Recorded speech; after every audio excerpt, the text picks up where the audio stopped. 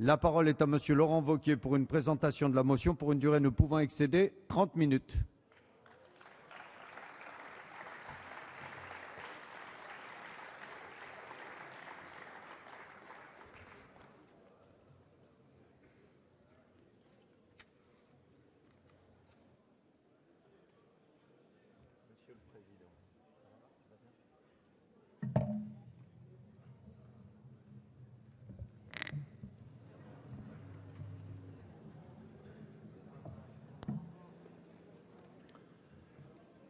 Monsieur le Président, Madame la Garde des Sceaux, Madame la Ministre, Mesdames et Messieurs les députés, avant d'en venir à la présentation de cette motion référendaire que nous avons signée, je voudrais d'abord revenir sur un certain nombre de vos propos. Ici, dans cet hémicycle, Madame la Garde des Sceaux, nous sommes tous des élus de la République. Il n'y a pas d'intolérants, il n'y a pas d'hypocrites, il n'y a pas d'égoïstes, il n'y a pas d'un côté ceux qui sont dans la moralité et ceux qui seraient contre. Et surtout, il n'y a pas de place pour les anathèmes avec lesquels vous avez choisi de commencer ces débats. Ce débat, et nous en sommes tous convaincus, ce n'est pas celui des modernes contre les anciens. Ce n'est pas celui des tolérants contre les intolérants. Ce n'est pas celui des visionnaires contre les réactionnaires. Et dans cet hémicycle, Madame la Garde des Sceaux, nous sommes tous des élus de la République qui exprimons nos convictions sur un sujet de conscience pour lequel, contrairement à ce que vous avez voulu nous faire croire, les choses sont loin d'être claires et évidentes. Un sujet sur lequel la part d'interrogation au plus intime de chacun d'entre nous doit être respectée par des propos autres que ceux que vous avez choisi de tenir dans votre premier discours. Ici, dans cet hémicycle, de nombreux députés ont déposé cette motion et en appellent à l'arbitrage du peuple par un référendum. Nous le faisons aussi parce que, par la litanie de vos attaques, vous avez transformé ce débat en une arène où la moindre voix dissonante est immédiatement caricaturée. Nous sommes convaincus que ce débat méritait mieux. Alors je vous le dis simplement mais clairement, vous ne nous condamnerez pas par vos brevets de bien-pensance au silence. Vous ne condamnerez pas au silence les députés qui déposent cette motion. Vous ne condamnerez pas au silence les millions de Français qui partagent nos inquiétudes et auxquels nous voulons, par le référendum, que la parole leur soit rendue. Monsieur Roman, allez. Depuis le début, Mesdames et Messieurs les députés, tous les efforts du Président de la République, et nous en avons encore une fois une illustration, tous les efforts du gouvernement, tous les efforts de la majorité ont consisté à faire taire ces voix dissonantes. Nous exprimions des craintes, nous étions des ringards. Nous avions des interrogations, nous devions faire des efforts intellectuels pour nous rendre à l'évidence, monsieur le rapporteur. Nous avons manifesté, vous nous avez accusés, et on appréciera l'élégance, de défiler contre l'amour. Et maintenant que ce débat commence, et que nous avons l'audace de défendre nos convictions, vous nous accusez d'obstruction. Songez donc, les députés de l'opposition qui sont ici présents ont déposé en moyenne 30 amendements par député. Quelle obstruction! Est-ce trop pour vous? Ce débat devrait durer à peu près quelques jours pour un débat aussi important. Est-ce trop long pour vous? Votre capacité d'écoute et de dialogue est-elle donc si faible sur un sujet aussi important?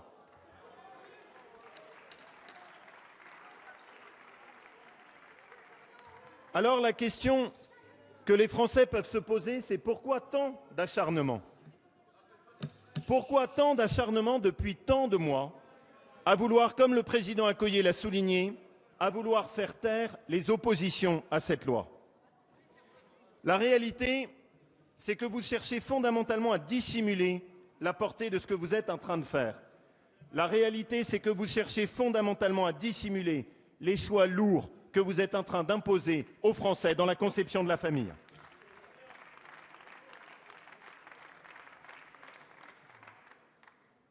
Vous avez tout fait pour faire croire que ce projet de loi avait la vertu de l'évidence. Il ne s'agirait que de lutter contre les discriminations. On ne modifierait au fond que quelques articles du Code civil, rien de plus. Et tout cela ne porterait que sur le mariage. Je voudrais à ce sujet écarter un argument que vous avez instrumentalisé comme jamais, l'accusation d'homophobie. Nous sommes tous opposés ici aux discriminations. Nous combattons tous ici les caricatures d'où qu'elles viennent. Et nos interrogations ne portent pas sur la reconnaissance et la place légitime qui doit être faite aux couples homosexuels dans la société française. Non, la question n'est pas là. La question n'est pas uniquement dans un jeu d'adultes. S'il vous plaît. S'il vous Pour plaît. beaucoup de personnes, Monsieur Leroux, qui sont ici, la préoccupation S'il vous plaît. majeure, le sujet qui nous guide, Non mais, Monsieur Jacob, n'en rajoutez pas, c'est déjà assez compliqué. Allez, on écoute l'orateur, s'il vous plaît. Allez. Monsieur de Flessel, pour beaucoup de personnes qui sont ici, la préoccupation majeure, le sujet qui nous guide plus que tout autre, c'est la question de la place de l'enfant dans la société.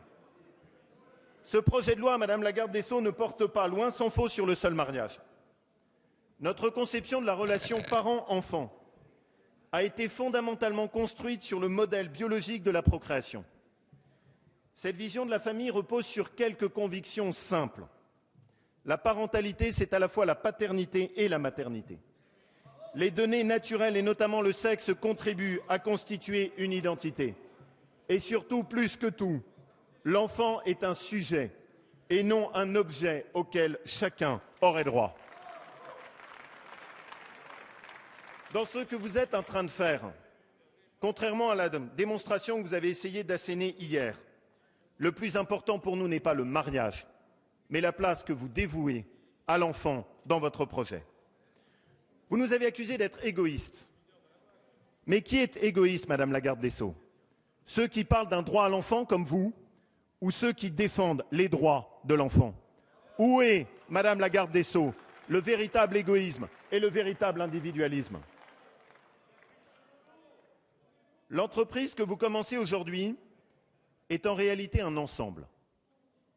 La loi que vous nous présentez n'est pas un point d'arrivée, c'est un point de départ qui nous amène évidemment jusqu'à la procréation médicalement assistée et jusqu'à la gestation pour autrui. On nous a dit que ce n'est pas le sujet. On nous explique que tout ceci viendra dans une autre loi. Nous en débattrons plus tard. Ah bon? Mais croyez-vous vraiment pouvoir abuser les Français? Les bébés éprouvettes et la location du ventre d'une mère sont évidemment les destinations vers lesquelles vous voulez nous emmener aujourd'hui. Vous avez joué tout au long du débat qui a précédé la discussion dans l'hémicycle avec l'opinion et avec les parlementaires. À vous écouter hier, il n'était même pas question d'adoption. Et pourtant, la logique même de votre raisonnement vous porte à l'évidence jusqu'à ce point. Reprenons votre démonstration. Vous posez la liberté des adultes comme principe absolu. Vous considérez que les règles biologiques de la procréation sont une source de discrimination. Vous faites évoluer les règles de l'adoption pour ouvrir le droit à l'enfant. La suite évidente de ce raisonnement est la procréation médicalement assistée. La suite évidente de votre raisonnement, c'est le passage à terme par les bébés éprouvettes. Et d'ailleurs, certains d'entre vous, au moins hier, ont eu la franchise de l'admettre. Mais dès lors, pourquoi s'arrêter? Pourquoi s'arrêterait-on à la procréation médicalement assistée? Comment, en vertu de votre raisonnement, expliquer que ce que vous faites pour les couples homosexuels féminins ne soit pas ouvert aussi évidemment aux couples homosexuels masculins? La suite logique sera évidemment la gestation pour autrui au nom précisément de votre conception de l'égalité et de la lutte contre les discriminations. Assumez au moins l'ensemble de votre pensée. Et ce que nous reprochons au président de la République, ce que nous reprochons à votre gouvernement, ça n'est même pas la cohérence de votre pensée. Ce que nous vous reprochons, c'est depuis des mois de chercher à vous dissimuler dans les méandres de l'ambiguïté. Assumez au moins devant les Français l'ensemble du projet que vous cherchez à mener à bien. Alors, Madame la garde des Sceaux, pour reprendre vos propos d'hier, qui est hypocrite ici? Qui dissimule la vérité aux Français? Qui joue avec les convictions? Et qui surtout se drape dans la moralité pour cautionner la marchandisation du corps féminin qui n'a rien de moral, Madame la garde des Sceaux?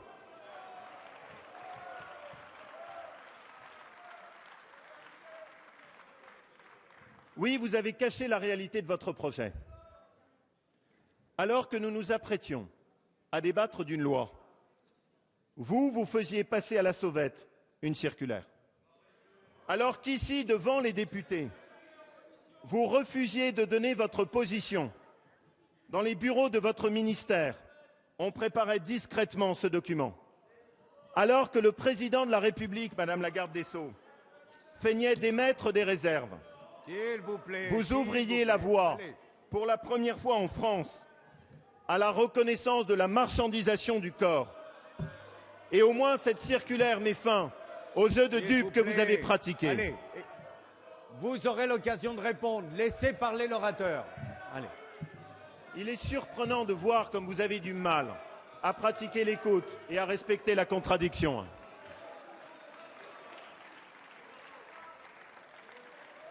Car c'est bien, Madame la garde des Sceaux, de marchandisation du corps féminin dont il est question. De répondre. Allez. Non mais, que tout le monde s'y mette. On va laisser parler l'orateur.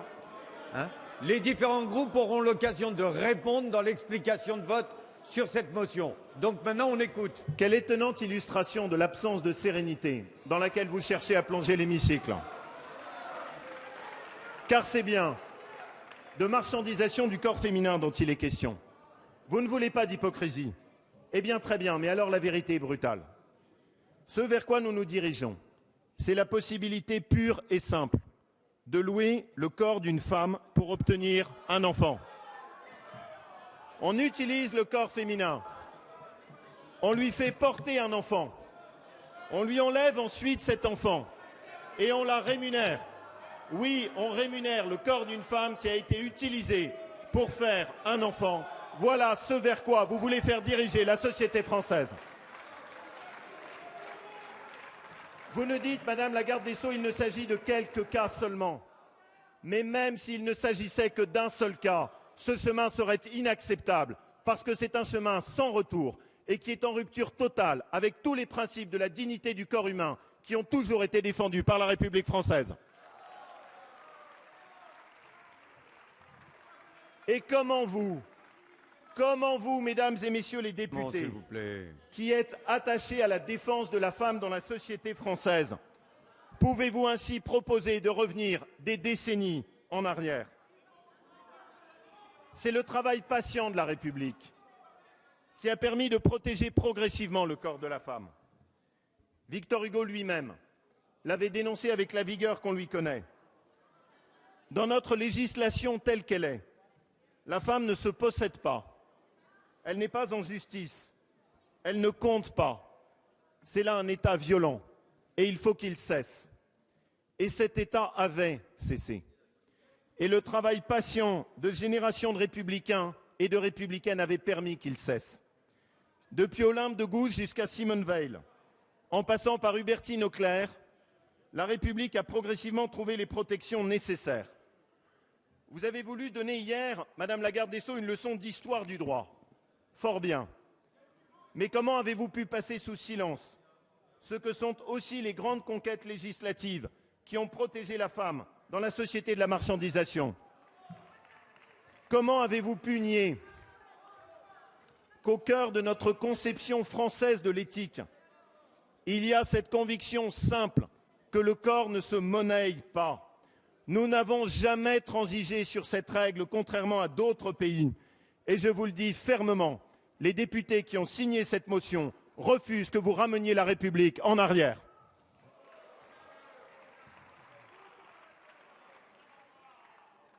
Et si nous demandons un référendum, c'est d'abord pour cela.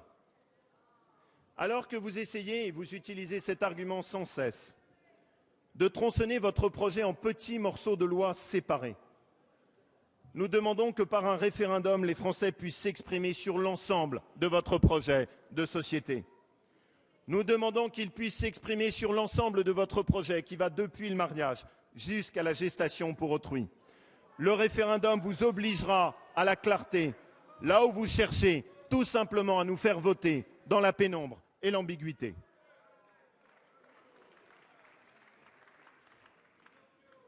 De plus, le référendum est aujourd'hui la seule issue possible à cet affrontement.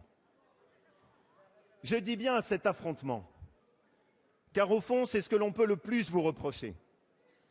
La réalité, c'est que vous n'avez à aucun moment cherché à rassembler les Français. Sur un sujet de société comme celui-là, il y avait une autre voie. Vous auriez pu tenter de trouver les chemins de l'apaisement. Nous aurions pu nous retrouver autour d'une meilleure reconnaissance des droits des couples homosexuels, avec notamment la mise en place d'un contrat d'union civile.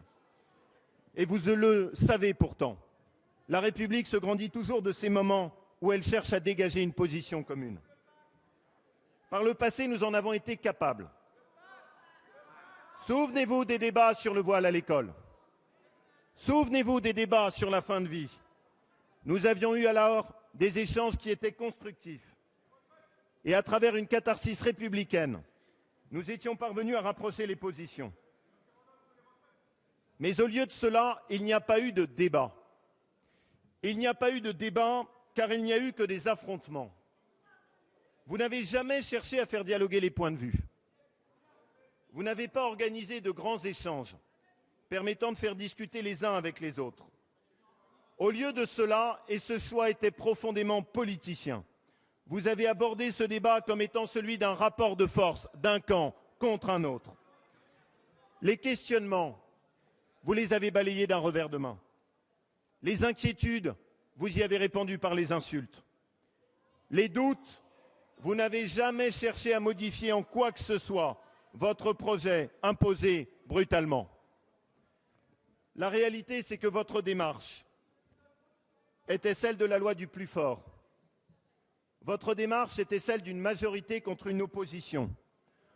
Votre démarche était celle de la toute-puissance, pour reprendre l'expression de Tocqueville, que s'arrogent parfois les dépositaires du pouvoir. C'est précisément parce que vous avez gagné les élections que vous aviez le devoir de rechercher un consensus. C'est précisément pour cela que vous deviez faire une autre démarche que celle que vous avez choisie. Ce que vous avez choisi, je le dis simplement, s'il vous plaît, c'est de faire de cette loi l'otage de vos enjeux politiciens et l'arme de combat d'un camp contre un autre. Un débat de société comme celui-là méritait une autre approche.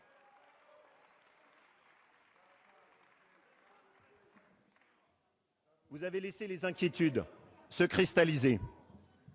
Vous avez laissé les crispations se renforcer. Vous avez fait le choix de monter une France contre une autre. Et ce faisant, vous avez pris le risque de laisser derrière vous amertumes et rancœurs. Il y a une seule façon de sortir de tout cela par le haut, c'est de redonner la parole aux Français. Il faut un référendum. Un changement de société aussi majeur ne peut pas être adopté par le seul rapport de force de la majorité contre l'opposition. C'est aux Français et à eux seuls de trancher cette question.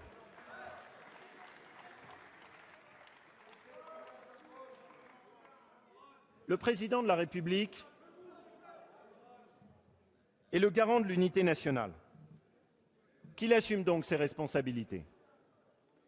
Le référendum permettra à chaque Français de s'exprimer au lieu d'avoir le sentiment d'être dépossédé de son choix.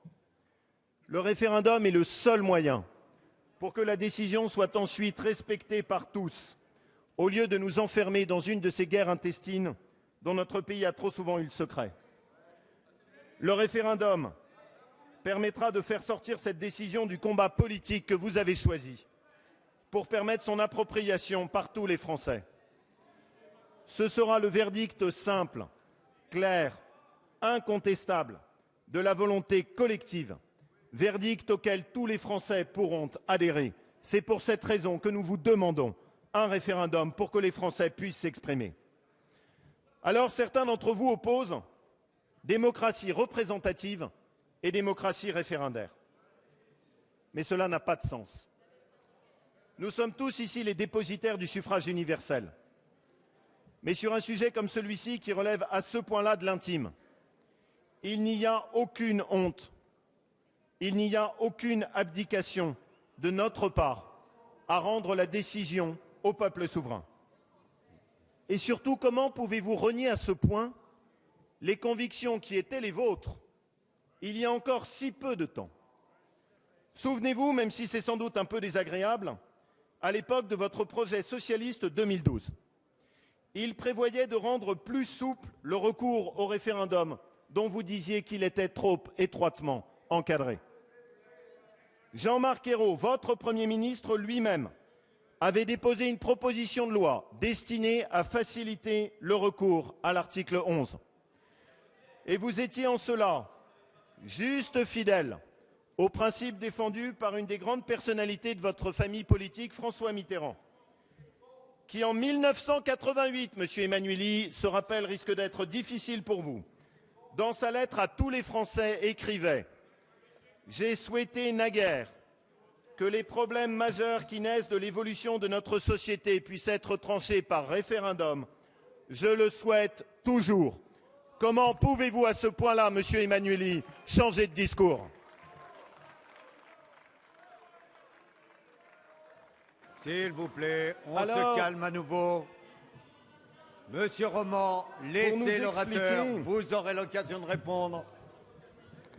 Pour nous expliquer que le référendum n'aurait pas sa place, vous invoquez des arguties juridiques. Entendu. Le sujet serait sociétal et non social. Appréciez la nuance. Mais il suffit de relire votre propre étude d'impact qui précède votre loi pour apprécier l'inanité de l'argument. Vous avez vous-même listé dans votre étude d'impact toutes les conséquences sociales de la loi que vous nous proposez. Il y est question d'impact sur les successions, il y est question d'impact sur les accidents du travail, il y est question de conséquences sur les pensions de retraite, il y est question de conséquences sur les assurances, il y est question de conséquences sur les congés d'adoption, et vous nous expliquez que tout ceci n'a rien à voir avec une loi dans le champ social.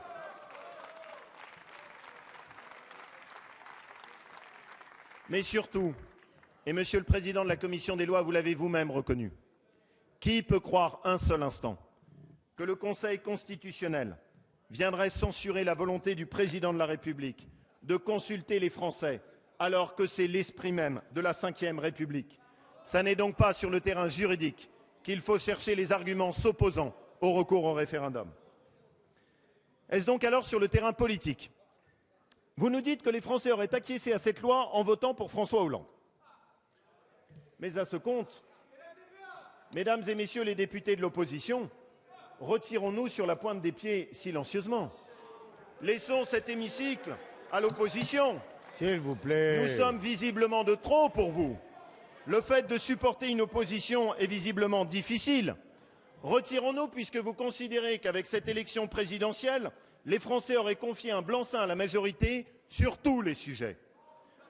Pensez-vous sérieusement, pensez-vous une seule seconde, que tous les Français qui ont voté pour François Hollande l'ont fait pour avoir le mariage et l'adoption pour des couples homosexuels?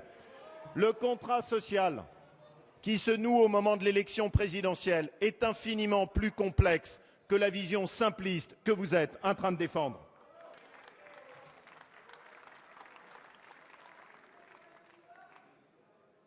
Mais surtout, cet argument, c'est la négation même de la démocratie. Non, mesdames et messieurs les députés de la majorité, l'exercice de la démocratie ne se fait pas une fois pour toutes tous les 5 ans. L'exercice de la démocratie n'est pas ancré définitivement par une seule élection. Et oui, le débat est légitime sur chacun des projets que vous présentez. Et non, les Français ne vous ont pas donné le droit de tout faire. Et ils ne vous ont surtout pas donné le droit de tout défaire dans la société française.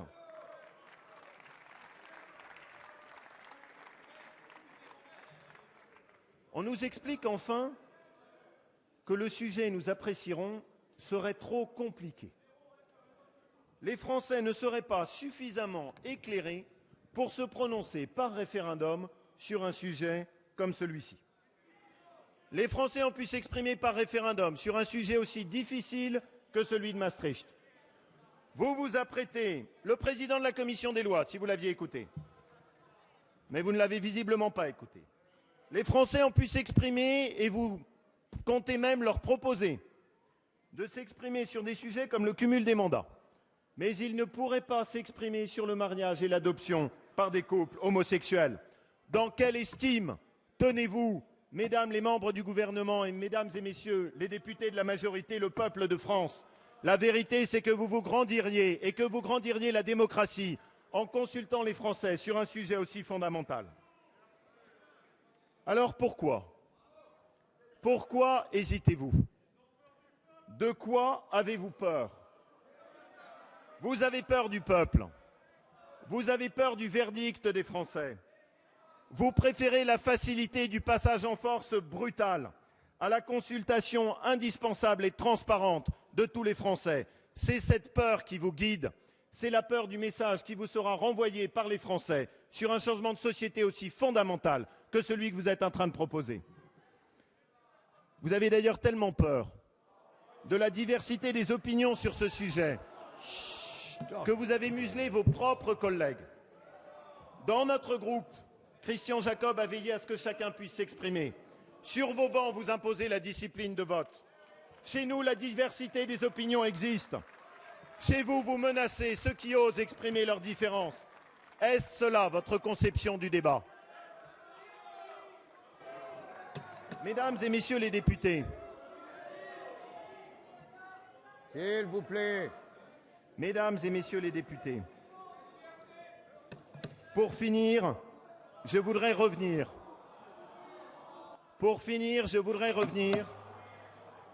Sur le sens de notre rôle politique.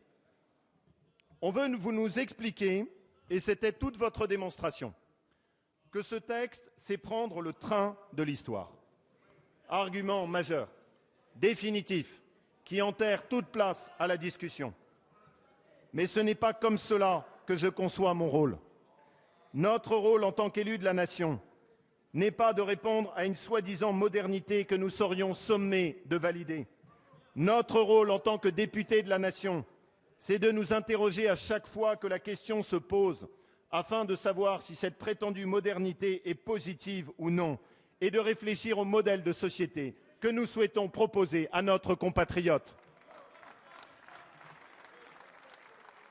Et non, je ne crois pas, Madame la garde des Sceaux, qu'il y ait une évolution de société qui nous amène inéluctablement à ce que vous nous proposez.